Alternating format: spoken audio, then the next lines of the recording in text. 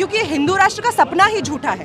ये हिंदू राष्ट्र का सपना किसी चीज़ पे बेस नहीं है। ये हिंदू राष्ट्र का सपना मुसलमानों के प्रति नफरत, महिलाओं के प्रति नफरत, दलितों के प्रति नफरत पे बेस्ड है। इसका कोई आइडिया नहीं है कि ये कैसे लोगों को रोजगार देगा, शिक्षा देगा, कुछ आइडिया नहीं। हिंदू राष्ट्र यहाँ कल एक बार फिर से प्रूव हो गया कि ऑपोजिशन स्ट्रांग नहीं है। ऑपोजिशन वहाँ जाके उन लोगों के साथ खड़ा भी नहीं हुआ।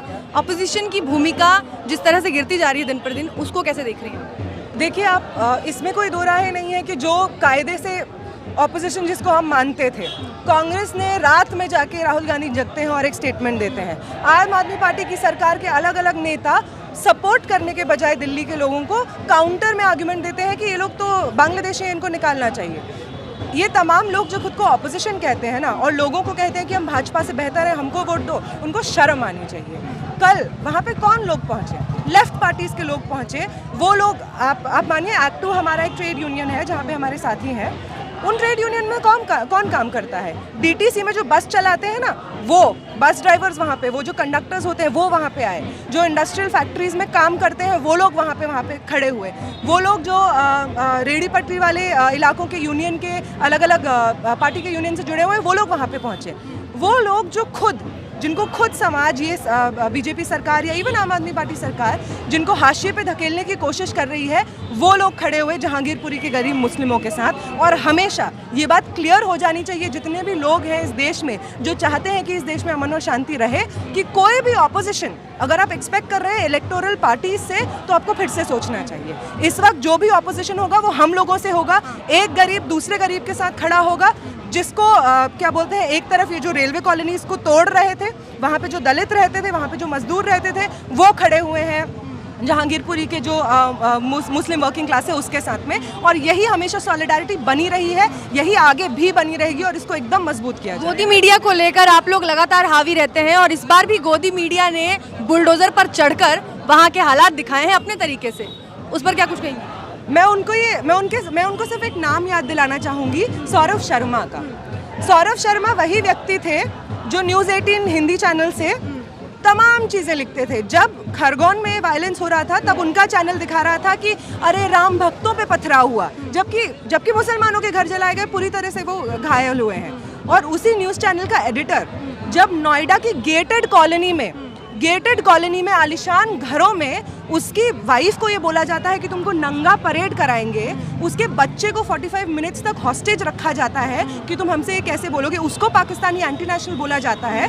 वो तो नहीं है मुस्लिम, वो तो नहीं है ना बांग्लादेशी। उसके साथ भी ये हुआ, क्योंकि ये जो नफरत है ना, ये लोगों के बीच में है। और जिस गोदी मीडिया को लग रहा है कि वो बच जाएगी ना, उसको बिल्कुल गलत लग रहा है। उसको ये समझ आना चाहिए कि वो जो नफरत फैला रहा है ना, खुद पेडल कर रहा है आज तक या एबीपी न्यूज़ जैसा चैनल, खुद ये नफरत पेडल कर रहा है। ये नफरत खुद उसको काटने को दौड़ेगी, क्योंकि अंत में ना, हमको याद है कि कोविड के दूसरे वेव में ऑक्सीजन सिलेंडर नहीं मिला था हिंदुओं को, मिला था ऑक्सीजन सिलेंडर। कल झाजी के ठेले पे भी बुलडोजर चला है, और उनसे कहा गया था कि आपके ठेले को कुछ नहीं होगा, आपकी गुमटी बची रहेगी। बिल्कुल ये सही बात है, क्योंकि आप मुझे बताइए ना, जिनको लग रहा है कि ये लोग मस्जिदों के सामने नाच के जय श्री राम का नारा लगाएंगे तो सब कुछ खत्म, ठीक हो जाएगा, बेहतर हो जाएगा। मैं इनसे पूछना चाहूँगी, ठीक है, आपको लगता है कि आप ये कर सकते हैं, आप करिए। 2 महीने बाद मान लीजिए आपको लगता है आप सारे मुसलमानों को मार दीजिएगा, आपको ये लगता है ना, उसके बाद क्या खाना देगी आपको बीजेपी सरकार? पेट्रोल 105 से क्या हो जाएगा 60 रुपए? क्या सब्जियां आपको मिलने लगेंगी सस्ती? आपके बच्चे जाने लगेंगे स्कूल? आपको मिलेंगी नौकरियां? नहीं मिलेंगी, क्योंकि ये हिंदू राष्ट्र का सपना ही झूठा है। ये हिंदू राष्ट्र का सपना किसी चीज़ पे बेस नहीं है। ये हिंदू राष्ट्र का सपना मुसलमानों के प्रति नफरत, महिलाओं के प्रति नफरत, दलितों के प्रति नफरत पे बेस्ड है। इसका कोई आइडिया नहीं है कि ये कैसे लोगों को रोजगार देगा, शिक्षा देगा, कुछ आइडिया नहीं। हिंदू राष्ट्र के इस हवन में आम आदमी पार्टी की कितनी बड़ी आहुति देख रही हैं आप?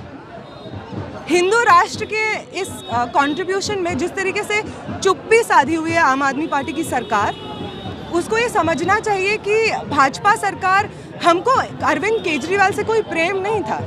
हमने हमेशा ये सोचा, दिल्ली की जनता ने ये हमेशा सोचा कि जो आम आदमी पार्टी सरकार है वो भाजपा की जितनी भी नीतियां हैं, जिस तरीके से वो ओपनली कहता है कि योगी आदित्यनाथ ओपनली यति नरसिंहानंद जैसे दंगइयों को सपोर्ट करते हैं, बजरंग मुनि के सपोर्ट में आते हैं, ये लोग कठुआ में, उन्नाव में रैलियां निकालते हैं रेपिस्टों के समर्थन में। हमने आम आदमी पार्टी को इसलिए सपोर्ट किया था क्योंकि हम समझते थे कि वो इससे अलग है। दिल्ली की जनता ने इसीलिए किया था ना। और अब जब क्लियर हो गया कि वो अलग नहीं है तो उसके साथ भी बर्ताव वही होगा जो भाजपा के साथ हुआ, उसको भी दिल्ली से निकाल के फेंका जाएगा और इसमें कोई शक नहीं होना चाहिए उनको। एक टेढ़ी पट्टी जब टूट रहा था, एक मशहूर एक वो कह रही थी कि ऐतिहासिक तस्वीर। ये ऐतिहासिक तस्वीर इसलिए है क्योंकि इतिहास ना याद करेगा भाजपा सरकार की इस हिटलर शाही को। जिस तरीके से हिटलर के नाम पे लानतें भेजी जाती है ना, कहा जाता है कि अगर इस दुनिया में सबसे खराब लीडर कोई रहा है जिसने क्या बोलते हैं समाज को गर्त में धकेला है तो वो हिटलर रहा है। आज के दौर में मोदी सरकार, अमित शाह, योगी आदित्यनाथ भी इसी तरीके से याद किए जाएंगे। मीडिया के रोल पे क्या कहेंगे नेहा जी? मीडिया के रोल पे मैंने बात कर ली है कि मीडिया जिस नफरत को फैला रहा है उसी नफरत का शिकार एक दिन होने वाला है। आपको लगता है कि आप मुसलमानों के घर तोड़ देंगे या मस्जिदों के सामने नाच लेंगे, आप नाच लीजिए।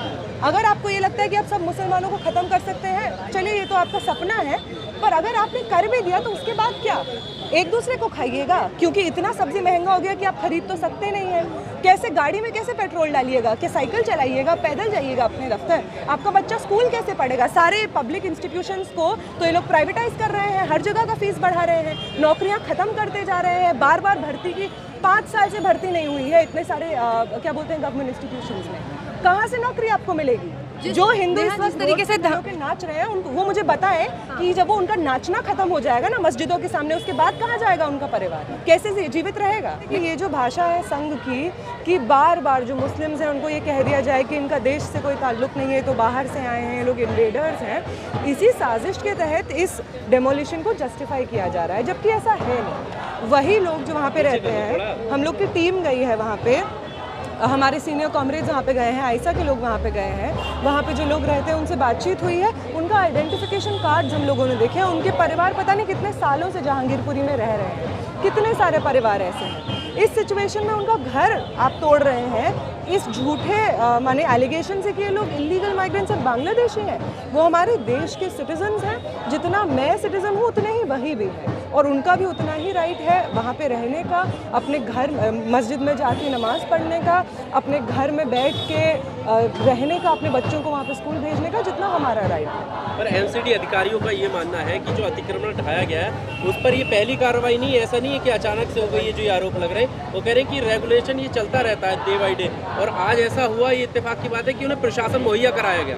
ये एकदम ऐसा बात नहीं है। ये बात सच है कि वो लोग बार बार चाहते हैं कि जो गरीब मुस्लिम हैं, जो गरीब दलित हैं, जो गरीब अलग अलग जगहों पे बस्तियों में बसे हुए हैं, चाहे वजीरपुर में रेलवे कॉलोनी हो, चाहे यहाँ पे जामिया में धोबी घाट में कॉलोनी हो, जहाँ पे ज़्यादातर लोग जो रहते हैं यहाँ पे पास में, वो लोग किसी के घर में काम करते हैं, हाउस वर्कर्स की तरह काम करते हैं, या रेड़ी पटरी चलाते हैं, तो वहाँ पे भी हमारा काम रहा है। वहाँ पे भी इस वक्त केस हम लोगों ने हाईकोर्ट में दिया हुआ है, क्योंकि वहाँ पे भी जो लोग हैं उन लोगों का सालों का आइडेंटिफिकेशन उनके पास है, उनके परिवार वहाँ पे पहले रह चुके हैं, उनको सरकार ने खुद मतलब वो जहाँ पे वो अभी धोबी घाट पे रह रहे हैं वहाँ पे बोला है कि वो लोग वहाँ पे रह सकते हैं। उनके पास आइडेंटिफिकेशन कार्ड है पता नहीं 20-25 साल पहले से। तो यही सही बात है कि वो बार बार कोशिश करते हैं कि जो गरीब हैं, जो अलग अलग जगहों पे अलग अलग कॉलोनीज़ में बसे हुए हैं, उनको बाहर निकाल के फेंक दें। लेकिन इसका ये मतलब नहीं है कि उनको भी फेंकना जस्टिफाइड है। बार बार ये कोशिश रहती है सरकार की, जो इस तरीके से अलग अलग कॉलोनीज़ में रहते हैं, गरीब लोग रहते हैं, उनके घरों पे बुलडोज़र चला दो, उनके कच्चे टेंट को तोड़ दो, उनके मकानों को तोड़ दो, और इस सब के खिलाफ हम लोग खड़े हैं। भाजपा सरकार, आम आदमी पार्टी सरकार का तो नारा था ना, जहाँ झुग्गी वहाँ मकान। क्यों आप मकान नहीं बना रहे हैं? क्यों आप झुग्गियाँ भी तोड़ रहे हैं? और जहांगीरपुरी में तो जो बने बनाए मकान है वो आप क्यों तोड़ रहे हैं? जब आम आदमी पार्टी सरकार को सत्ता में चुन के लाए थे तो यही लोग लेके आए थे, ये समझते हुए लेके आए थे कि भाजपा जो राजनीति करती है वो मुसलमानों के कितने अगेंस्ट है, वो दलितों के, महिलाओं के, सारे जितने भी माइनॉरिटीज़ हैं उनके अगेंस्ट कितना है। इसलिए केजरीवाल सरकार को हमने वोट किया था, और वही केजरीवाल सरकार आज वही सेम राग अलाप रही है जो भाजपा सरकार संघ के अलग अलग गुंडे अलापते हैं। तो उनको ये समझना होगा कि जिस दिल्ली ने उनको आज उस गद्दी पे बिठाया है ना, वही दिल्ली उनको इस गद्दी से निकाल के